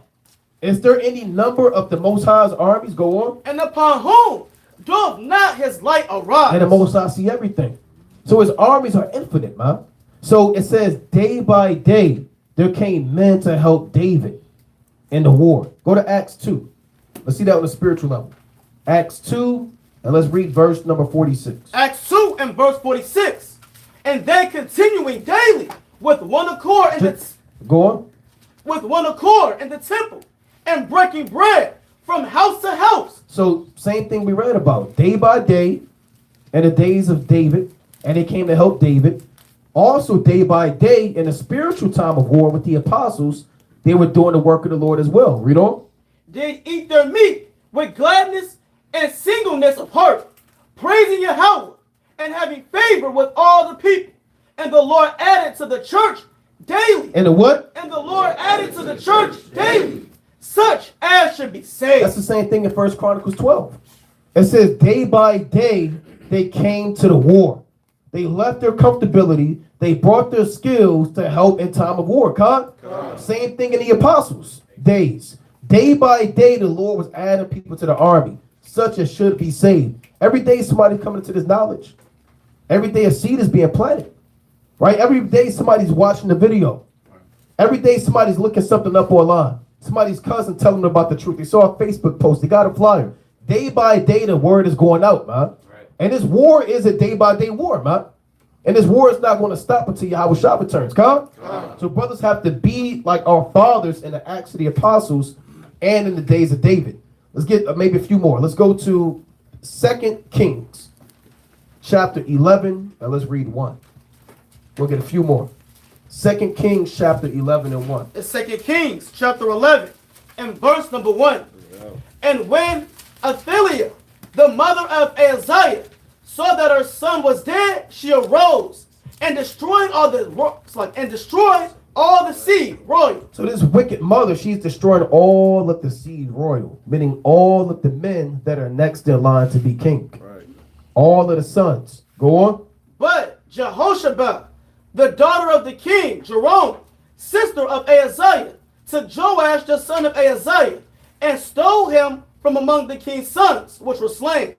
And they hid him, even him and his nurse, and the bedchamber from Athaliah, so that he was not slain. So this woman was on point, man. Right. You got sisters that are on point, man. Right. And she made a quick judgment and a decision to save the king's son, man. Right? Her mind, she had her wits. Right, go on. Verse 3. And he was with her hid in the house of the Lord 6 years. And Athaliah did reign over the land. So she preserved the whole seed of David with a righteous move. You got righteous sisters in the Bible, man. Right, go on. Nobody told her to do that, man. Right, read on. In the 7th year, Jehoiada sent and fetched the nurse over hundreds. It's like it fetched the rulers. It's like. And fetched the rulers over hundreds with the captains and the guard and brought them to him into the house of the Lord. And made a covenant with him. What the army do? And made a covenant with him. And took an oath of them in the house of the Lord. And showed them the king's son. Now, Jehoiada did this with the top men. These were men of integrity. It had to have been men of integrity. And men of honor. And these are the days when people were selling out to the queen. Right? The prophets were being killed. And you had a few good men that Jehoiada, the priest, he took them into a room and made an oath with him, man. Right? Made a promise to him, man. So these have to be men that can hold their water, keep a secret, keep things amongst themselves, man. These were men of honor, reputation, and prestige, man. Top men of the Most High, man. Right? And he knew, he pulled these men out, man. One by one. Now, I can't tell this guy. This guy can't come. This guy can't make it. he can't hold his water. He's not going to be there, right? These were top men that the priest could discern who could hold. This is a big deal right here. This is top secret information that the king is still left alive. If word get out, everybody's going to die. Right, so let's read on. Reading on in verse 5. And he made them swear. They had an oath, man. This one men could keep their word in the army, man. I'm going to be there, man. I got your back, man. Something fall out, I'm going to be there, man. These are the days when armies and soldiers could keep their word and you believed it, man. Read on. And he commanded them, saying, this is the thing that ye shall do. Here's some organization going on. Read on. A third part of you that enter in on the Sabbath shall even be keepers of the watch of the king's house. Third party, you going to watch over the king's house. And a third part shall be at the gate of sword, and a third part at the gate behind the guard. So shall ye keep the watch of the house. So shall ye what? So shall ye keep the watch of the house. What do we have to do in the last days? So shall ye keep the watch of the house. That it what? That it be not broken down. That it be not broken down, man. That's what we have to do in the last days, man. Keep the watch of the house. And they got to be organized, man. And they have to move on one accord. And they have to have their eyes open and their ear to what's going on. And they have to protect the king, They wasn't protecting themselves, man. They weren't thinking about themselves. They were thinking about the kingdom and the seed of David, man. Now, if these men didn't do their job, you wouldn't have the next king in line, man. Right. You wouldn't have Joseph. You wouldn't have Yahushua. Now, all things are the Lord. But think about it. These men preserved the bloodline of the kings of Judah, right? Because they had integrity. They could keep their word. Men believed they could keep their word, and they kept watch, man. Go on. Verse 7. And you had no strike. Well, how come I got to watch from the back of the house? And how come I can't go up there on the Sabbath? I want to go. No, they did what they had to do. Read on. Verse 7. And 2 parts of all you that go forth on the Sabbath, even they shall keep watch of the house of the Lord about the king. Right. And ye shall compass the king round about, every man with his weapons in his hand. What do we have to do? Every man with his weapons in his hands. Every man with your weapons in your hands, man. Right? That's your Bible, your Apocrypha, the sword of the Spirit, which is the word of God. Go on. And he that cometh within the ranges, let him be slain. What does that mean? He that cometh within the ranges. He get too close, cut him down, man. Don't ask him no questions. What are you doing? Where'd you come from? Who sent you? Right. Kill him. He come too close, you don't trust him. Kill him, cut him down, man. You think that these the days we in, man. These the days we in. These demons, these evil spirits that get too close, cut them down, man. You at camp, you hold a post, somebody get too close to the ranges, and you got to do what you got to do, man. You got to hold it down, man. Every brother has to keep watch. Don't let nobody, if somebody penetrate the camp, man, and you hold a post, brother's going to be pissed, man. Everybody going to be mad at you, man. If you got caught on your phone, it's saying the word, you get caught lacking, man. Your head in the skies, you got woman up there, doing God knows what out there, man, and seducing you and freaking off, and you dazed off, and this brother called you. Is that a cardinal or is that an eagle? I think that's a raven. Well, look at that ant. The Lord said the ant should always be working. And your mind ain't right, man. Your mind ain't right, man. Right. If you're not tapped in the spirit, you could compromise everybody's health, man. Brothers got wives and children, man. Brothers still got stuff they got to do, man. Brothers still got things they got to take care of, man. You don't want to overthrow the work of the Most High with the lack of focus, man. They told these men straight up and down, if they come in ranges, kill them, cut them down, no questions, This is how armies move, man. They know when matters are weighty, man. And they can focus and weighty matters, man. It's like a 2-minute warning. Football. You need the right men on the field, man. You need people that ain't going to throw up in the huddle. You need people that can remember the play, and them plays coming in hot, man. Right? And these are plays, they create plays just for the 2-minute warning. What am I supposed to run? A go route? I'm supposed to block. You get on the line like, damn, what am I supposed to be doing? You can overthrow it. I played with people like that, man. Why don't you play sports with people like that, man? Oh, I thought I was supposed to be doing this. Was it pick and roll or a give and go? Right? Brother overthrow the whole team, man. You had J.R. Smith, who played for the Cavaliers. He caught the rebound. I think he went the other way. Was that the finals? That was the finals. That wasn't an exhibition, regular old preseason. That was the finals, man. And that one, I don't think that was game 1. That was like game 6 or something like that. Yeah, that was a big deal, man. You have to be focused in war, man. You got to be focused. You got to know what's going on. Read that again. And read verse number 8. Come on. And ye shall compass the king round about, every man with his weapons in his hand. And he that cometh within the ranges, let him be slain. Let him be what? Let him be slain. Most I ain't playing. Read.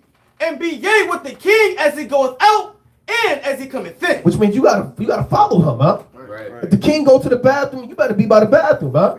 If you want to go look at the trees, you better be there looking at the trees, man. You're everywhere where the king is, man. You always tapped in, man. You can't be half asleep. Oh, damn, where the king go, man? Because the king was young. He wasn't 50 years old. He was 7, like the brother said. You a bodyguard babysitting the king of Judah, man. Of the seed of David. So you had to be focused. You was eating with the king, man. You weren't seeing your woman like that, man. You weren't spending time with your children. Wherever the king was, you was there, man. He didn't say, okay, you get 10 days off. Okay, you go with your woman and your children. Okay, you come back, and if the king is still there, then all praises. Thank the Most High. No, you was always with the king, man. Right, read that part again, and be ye with the king. And be ye with the king. What the Lord say? And be ye with the king. Now, what does that mean spiritually? Always be with Yahweh. Always be with Yahweh, man. Go to Revelation, the 14th chapter. These are they that follow the Lamb whithersoever he goeth. Right? Get that Revelation chapter 14 and read verse number 4. Revelation chapter 14 and verse number 4. These are they which were not defiled with women, for they are virgins. These are they which follow the Lamb. Which do what? Which follow the Lamb, whithersoever he goeth. Right? These were redeemed from among men, being the first fruits unto God and to the Lamb. You see that, man? So you have to follow the king, and it's going out and it's coming in, man. And it can't be about you. It's always about the king. It's always about Yahweh. It's always about the Most High, man. It's about discipline, knowing your ranges, knowing your boundaries, knowing your work, taking instruction. This is how you organize, maintain, and build an army, huh? Let's go to 2 Samuel. Let's go to 2 Samuel chapter 18 and 10. 2 Samuel chapter 18. Read 1, then we're going to jump down. And verse 1. And David numbered the people that were with him, and set captains of thousands, and captains of hundreds over them. And David sent forth a third part of the people under the hand of Joab, and the third part under the hand of Abishai, the son of Zeruiah, Joab's brother, and the third part under the hand of Attai, the Gittite. And the king said unto the people, I will surely go forth with you, myself also. Right, it's time for war. He divided the army up, and he said, I'm going to war with y'all. Right, go on. Verse 3. Now this the war. Oh, let's read on. We're going to read on. But the people answered, Thou shalt not go forth, for if we flee away, they will not care for us. Neither if half of us die, will they care for us. But now thou art worth than 10,000 of us. Therefore now it is better that thou succor us out of the city. Right, so they told David. Now David's the king. And they told David, you're not going to war with us, man. Right, let's see David's humility. Read on. Because they told David, remember David was getting old. Right, and they said you're worth more than all of us. That they're going to come right after you, and it's going to discourage and destroy the whole army. Read on. Verse 4. And the king said unto them, What seemeth you best, I will do. What seemeth you best, I will do. You have to take counsel in the midst of war, man. Right. You might have a whole game plan, but you might have to adjust. We had the whole camp spot lined up, but when we went there, I mean, it was unprofitable. Right? It was dark. It was nobody there, and we had to adjust, man. We can't just say, well, it is what it is. Let's not make any adjustments. Let's not call it. You got to call the audible. Right. You get to the line of scrimmage, they're doing a blitz, and you might have to come up from under center, man. You might do a shotgun empty for and do what you got to do, man. You have to learn how to call the audible and adjust, man. Right? Even if you think you got something lined up. David thought this whole thing was lined up. The people told him that's not a good idea. David is the king, but he's a servant. He said, what seemeth you best, I'm going to do. Now read on. Reading on. And the king stood by the gate side, and all the people came out by hundreds, and by thousands. This is a military march. When you watch the Moabites and they be doing the military parades, that's what they get it from, huh? Right. When they're coming out by the thousands and they're coming out with the marchers and they're coming out with the tanks, they get it from the Bible, huh? Right. We were coming out by the hundreds of thousands and by the tens of thousands. Read on. And the king commanded Joab and Abishai and Ittai, saying, deal gently for my sake with the young man, even with Absalom. And all the people heard when the king gave all the captains charge concerning Absalom. He said, deal gently. In this battle, you might run across my son. Don't kill him. I need to talk to him. That's my son. I love him. You can take him captive. You kill who's around him. But when you get him, don't kill him. Right. Or when you get him, don't kill him. God? And everybody heard it. Everybody heard it. And he made sure everybody heard it. And sometimes you got to do that, man. You got to do that sometimes, man. You got to give a brother instruction in front of everybody sometimes. So everybody can hold them accountable, man. This is such a dire situation where he had to do this. This wasn't an everyday thing. Right. But at this moment, it was such a weighty matter. David made the decision. Everybody need to hear this, man. Yeah. So it puts more fear in the captains to make sure that things get done the right way, Con? Now let's jump down to verse 10. Let's see what happened. Verse 10. And certain men saw it and told Joab and said, behold, I saw Absalom hanged in the oak. He said, I saw your chief enemy hanged in the oak. He got caught. His hair got caught in the boughs of the tree. Read on. And Joab said unto the man that told him, and behold, thou sawest him, and why didst thou smite him there to the ground? Right. Why didst thou not smite him there to the ground? And how come you didn't kill him? Go on. And I will have given thee 10 shekels of silver and a girdle. What the hell does that have to do with anything, man? Right. I thought David said deal gently with him. But one of the captains came out and said to his soldier, how come you didn't defy the orders of God and David and kill Absalom, man? Right. He said I would have paid you. Right? A girdle. Right? And shekels of silver, man. So you might be in war. You might be in the midst of battle. This is called insubordination. This is insubordination. That's like you at camp and a brother asked you, look, I need y'all, you got to do this or go on a fly mission, the whole post right here and travel there, get that from the car, and you deviate from the plan, man. To do your own thing, man. Right? And you compromise everything. You overthrow, and you do it out of your own lust, man.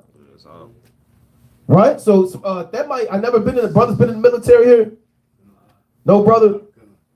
Insubordination, what might happen? Oh, you can lose your stripes, you can lose some money. Hey, if it's worse, you could probably get put in the brig. Put in the brig, man. That's the prison, right? Throw you in the military prison, man. They don't play around out there, man. Right? So read on. Verse number 12. And the man said unto Joab, though I should receive a 1,000 shekels of silver in my hand, yet will I not put forth my hand against the king's son. For in our hearing. He was attentive to instruction. He was tapped in. Right. He said, for an hour hearing, you was there. For an hour hearing. For an hour hearing, the king charged thee and Abishai and Ittai, saying, beware that none touch the young man Absalom. That's a good soldier right there, man. The Lord said, let not what? The reverence of any man cause you to fall, man. And Sirach the 4th chapter, man. If a brother tells you to go off and against the will of the Most High and the commandment, you got to check that brother, man. Fear no man's persons, man. Now, Joab was intimidated. Right. He was the general, man. He was the top man under David, man. And he could have conformed and folded under pressure, man. And sinned against the Most High, man. Right. He said, I don't care how much money you want, man. Right? David said, don't do it. I'm not going to do it. And you heard it too, man. Stop playing with it. That's what he said, man. Yeah. Let's read on. Verse 13. Now, he's a soldier. Yeah. But he stood up for righteousness, man. This is called having integrity. Good soldiers have integrity. Read on. Verse 13. Otherwise, I should have wrought falsehood against my own life. For there was no matter here from the king, and thou thyself wouldst have set thyself against me. He said, you would have turned against me. When it came down to who killed him, you would have said, this man did it, and I told him not to do it. Right. It was his fault. He deserves death. So, what does that say about Joab? He's off. His grimy. Soldiers know he's grimy. They know he's off. Right? He's a snake, man. They knew about Abner, man. Word got out. Soldiers talk. Soldiers talk. When they, you might not be there, but soldiers do talking too, man. All right, they be doing their own thing amongst each other, man. They might know some things. They might not vocalize it, but they say some things, man. Right? So they heard about Abner and they heard about Amasa, Katawada and Amasa, man. They heard about these things. They ain't come out and say it and overthrow it. David knew about it. He said, "You damn demon, you would have turned yourself against me." Right. Bring it out, King. I was about to say, because you're right, because soldiers do talk, just like the Hebrews was talking about Moses. Yeah, there's something about Moses. Slavery like you did at Egypt. Right. You heard what Moses did, huh? Jake talk, man. Jake talk, man. Right? And brothers might not be privy to every matter, man. Right. And brothers might have a perception about you in time of war. And you want that to be a good perception. Right. You don't want to be known as the brother, like the brother said, grimy, can't be trusted. You're going to be dysfunctional to the army of the Most High, huh? So be a brother that can be trusted in time of war. That's right. Now let's get two more. Let's go to 1 Maccabees, chapter 5 and 63. Right? 1 Maccabees, chapter 5 and verse number 63. And it reads, verse number 63. 1 Maccabees 5 and 63. 1 Maccabees chapter 5 and verse 63. Howbeit, the men of Judas and his brethren were greatly renowned, right, in the sight of all Israel and of all the heathen, whatsoever the name was heard of. So these men was famous for doing what? The work of the Most High. For slaying the heathen, enlarging the boundaries, and restoring the nation of Israel.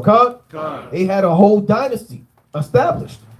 And the so-called white man refuses to talk about the Maccabees. He won't make a movie about this. He'll do Noah's Ark for the 15th time. He'll do Moses for the 20th time. He'll do Samson. You said what? Passion of the Christ, Volume 2, Volume 3. Right? The Life of Daniel. Right? The Life of Ruth. And they got a Netflix series, Ruth, man. Ruth the Moabite or whatever, man. But they won't do this, man.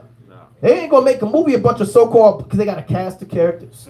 Which white man, which one of y'all want to be slain? Right? By the Negroes, man. Right? We'll pay you. They're not going to take that, man. Right? But let's read on. So Judas and his brothers was famous. Read on. Verse 64. And as much as the people assembled unto them with joyful acclamation. So the people was praising the brothers for doing their work, right? Go on. Afterward, when Judas fought and his brethren and fought against the children of Esau and the land toward the south, where he smote Hebron and the towns whereof he poured down the fortress of it and burnt the towers thereof round about. It was giving these Edomites hell, man. Read on. From thence he removed to go into the land of the Philistines and passed through Samaria, killing everybody. Military conquest. Right. Let's see what happened. At that time, certain priests, desirous to show their valor, they were desirous to show their valor, were slain in the battle, for that they went out to fight unadvisedly, man. Right. Read 67 one more time. Don't be like these priests. Right. In the time of war. Don't ruin a good thing, man. You got a good thing going, and you just got to make a name for yourself, man. You just got to be seen. Just got to be famous. Just want to go viral. Yeah. A lot of people just want to go viral. Yeah. You want to be a controversial. Right. You want your name stirred up in the pot. Right. You want to be on TV. You want to be on CNN. You want to be on these podcasts, man. Right? You want to be on No Jumper. Yeah. What's them other ones? They be smoking weed in your face. 85 South. 85 smoke. You want a blunt smoke in your damn face, man. Vlad TV, man. Drink champs. Drink champs, man. That's crazy. You know? What is it? DJ TV. Right, and that one too, man. Right, say cheese, man. Right? You want to be the most famous Israelite in the world, man? Read 63 one more time. 67. Count to what? 67. At that time, certain priests. No, all the priests. Certain priests. Certain priests. desirous to shew their valor, were slain in battle. For that they went out to fight unadvisedly. They went out to fight unadvisedly. That's like all of us right here now for the Sabbath service. You got 4 brothers at camp right now. I ain't going to the Sabbath service. The hell with that. I saw Tazima, he was shaking the hand, and I saw that Chicago video. I could be just like that, man. Right? And I saw the TikTok, and then the brothers in Chicago went viral, man. I want to go viral. The hell with the Sabbath service, man. I can't learn nothing any damn way, man. I'm going to Bourbon Street, and we're going to shake the hand. We're going to go viral, man. Next thing you know, get slain, man. Yeah. Thrust through. Yeah. Downtrodden. Locked up. Killed. Confounded. Over certain precepts and doctrines. Yeah. Ran down on. Chased out the land, man. Right. Now you're going viral, getting chased on foot. Edomite got a GoPro chasing you on foot. You turn around, you see the WFI logo. Brother sweating, and he fall down to the sword and get punched in his damn mouth, man. Kill Bible in their hand. Then what we gonna do, man? He take his Bible, rip it, and throw it at him. Bring it up. They got vocab doing that to Israelites. Wow. Yeah, running them down, man. Really? Who told that the brothers to shut that camera off and he smacked his Bible? Yeah. He told him to shut that camera off, man. Right? Smacked his Bible out of his hand. Do not go out unadvisedly. That's what we have order. Part of organizing the army goes back to having officers, captains, soldiers, lieutenants, priests. We have rank and structure. Follow order and don't go out unadvisedly, or you can overthrow everything. Go to Judges chapter 12 and 1. Right? So part of organizing an army is knowing also that you're doing this not for you. It's not about you getting a name for yourself. How do you want a name for yourself? The Most High didn't even get his name yet, man. Right. America not destroyed yet. The Lord said, even for the same purpose have I raised thee up, that I might show my power in thee, and that my name might be declared throughout all the earth. Right. The Lord's name ain't declared throughout all the earth, man. Right. Still hearing Yahweh and sweet Jesus and Mother Nature and the universe and karma and who's them so-called gods. The brother said, oh God, and all this madness, man. People still give credit to false gods, man. Right. You want to get a name before Yahweh Shah get a name, man. It says a lot about you as a man. Right. Now the Lord said in Zephaniah the 3rd chapter, I'm going to get them praise and fame in every land where they've been put to shame, man. So you have to wait on the Most High, man. Right. And you shouldn't be doing this for praise and fame anyway. Right. You should be doing this out of sincerity because you love the Most High, you love Yahweh Shah, and you love your brethren. Let's get Judges 12 and 1. It's the book of Judges, chapter 12 and verse 1. Yeah. And the men of Ephraim gathered themselves together and went northward and said unto Jephthah, wherefore passest thou over to fight against the children of Ammon? And didst not call us to go with thee? We will burn thine house upon with fire. We're going to burn your damn house down, man. The children of Ephraim, they were hotheads, man. Right? They were too zealous. You didn't want to call me to help me. I'm going to burn your house down. Wow. Bloodthirsty, man. Right? Going up. This is off. Yeah. Not saying good job on the victory. Call on Yahweh Bashmi Abashai. You overthrew the enemies. How was the battle? How was the war? No, you didn't call me to the war. I'm going to kill you and your family, man. Read on. Now, Jephthah is from the tribe of Manasseh, and these are the children of Ephraim. Let's read on. And Jephthah said unto them, I and my people were at great strife with the children of Ammon. And when I called you, ye delivered them not out of their hands. Right. And when I saw that ye delivered me not, I put my life in my hands and passed over against the children of Ammon, and the Lord delivered them in my hand. Wherefore then are ye come up unto me this day to fight against me? Right, what's the big deal? What are you coming to fight against me for? Read. And Jephthah gathered together all the men of Gilead and fought with Ephraim. And did what? And fought with Ephraim. See this, man? See how what can destroy an army, man? This is one nation, man, over a small matter.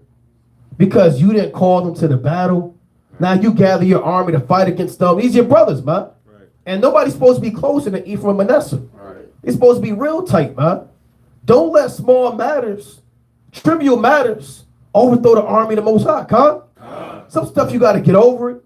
You got to turn the other cheek. You got to let go, like the brother said. You got to take the wrong. You got to forgive. Yeah. This thing is bigger than your own emotions. This is emotional right here. Right. This is emotional. Read on. Reading on. And the men of Gilead smote Ephraim, because they said, yea, Gileadites are fugitives of Ephraim among the Ephraimites and among the Manassites. Is that worth killing them, man? No. For saying what you over here for? This is like gangbanging. Yeah. Right? You in this land, you're supposed to be in this land. Yeah. Right? Or you in that land, you're supposed to be in this land. Is that worth killing your own brothers for, your own army, man? Right? Read on. Verse 5. And the Gileadites took the passages of Jordan before the Ephraimites. And it was so that when those Ephraimites which were escaped said, let me go over, that the man of Gilead said unto him, art thou an Ephraimite? No, are you an Edomite? Art thou an Ephraimite? That's sad, man. You an Ephraimite? Right? You're my brother? But you ain't my tribe. Right? Go on. If he said nay, then said they unto him, say now, Shibboleth. And he said, Sibboleth. Because they had that, tribes have different accents. Like it's different kind of Spanish too, man. Right. Cuban Spanish ain't the same as Puerto Rican Spanish. Right. Mexican Spanish ain't the same as other Spanishes, man. Yeah, that's right. So their accents kind of show where they was from. This is gangbanging, man. Yeah. He said, read that again, read verse 6. And they said unto him, say now, Shibboleth. And he said, Sibboleth, for he cannot frame to pronounce it right. Then they took him and slew him at the passages of Jordan. And there fell at that time of the Ephraimites 42,000. No, just one guy. 42,000. Over Shibboleth and Sibboleth, man. Sound like ICE with the passport or something. Right, man. Over Shibboleth and Sibboleth, man. This how armies are destroyed, man. Right. Over folly, trivial matters, man. Things that can easily just be passed over, man. Right. Shibboleth and Sibboleth, man. Next time you with it with your brother in the army, ask, is this a weighty matter, man? Right. Is this something worth entertaining? Is it every matter don't got to get brought up, man? You don't have to bring your brother to counsel for every small thing, man. Right? The brother, he stepped on my shoe, and I told the brother that if you do that, a matter of folly, man. He was supposed to bring the chicken to the feast day, but the brother told me he was going to bring it, but he brought roast beef instead. It doesn't matter, man. Right? It doesn't matter. The brother picked up my son. I told him, don't pick up my son. It's my son, not his. Let it go, man. You got matters that are small and that are full of folly, but if you entertain that and give demons into it, it can overthrow the whole army, come? Do not overthrow the army with folly, come? We got greater things to worry about than Shibboleth and Sibboleth, man. We got small matters. We're at war right now. Right. Jacob's trouble draws nigh, man. You have brothers still in Israel fighting over small, trivial matters. Shalom and shalom. Right? You wear fringes on your shirt, I wear them on my pants. You're wicked. You're going to hell.